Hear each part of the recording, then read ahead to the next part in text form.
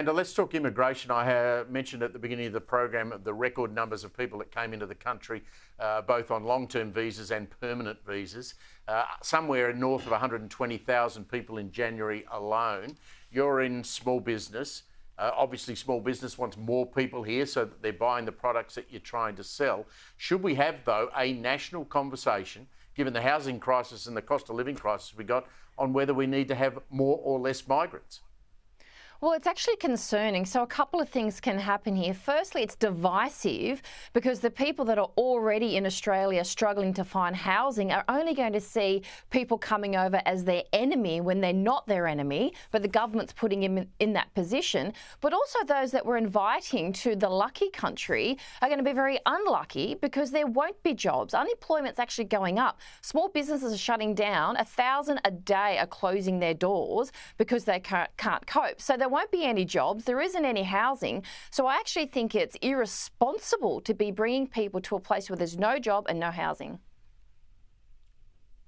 Nicholas, do we need to pause and have a proper non-partisan national discussion about the size of the country? Because Melbourne is headed for 6 million people. We can't cope with the infrastructure we currently have. Look, I might be the last elected person in Australia who still believes that Australia can be bigger and better. But it's got to be managed well. But we're not even having a discussion about how much bigger. Yeah, but remember, I mean, we're about 1 million people down from where we would have been if we hadn't had COVID close the borders of the country for 2 years. So there's a bit of catch-up going on there. But I'll be the first to say that if we're going to house these people. Yeah, if you lose public confidence around these things, then the whole thing goes to waste. Rental vacancy in Melbourne's 0.7%, Nick. Yeah, we've also got unemployment at sort of with a 3-something%, and there's labour shortages. So it's not beyond the capability of the Australian people, surely, to sort out the housing situation. And so I think we can be bigger and better, but we've got to be smarter about how we're doing it. What we might need to do is try and get a policy where we spread out, where we get the migrants that are coming to go to our fabulous regional towns in Queensland, New South Wales, South Australia and Victoria. Oh, but there won't be any room because of all the wind turbines and the solar farms that they're putting in there.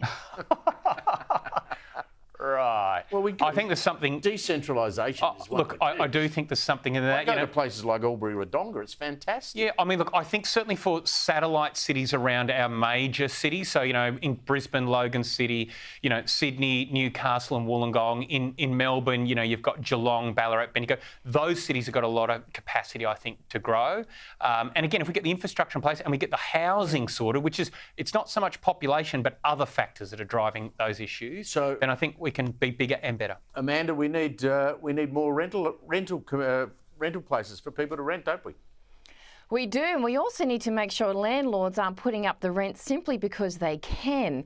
I think that's also a contributing factor to this. And the housing crisis, let's face it, we don't have enough houses, and there are also vacant houses out there by mass investors. And we don't seem to have a policy.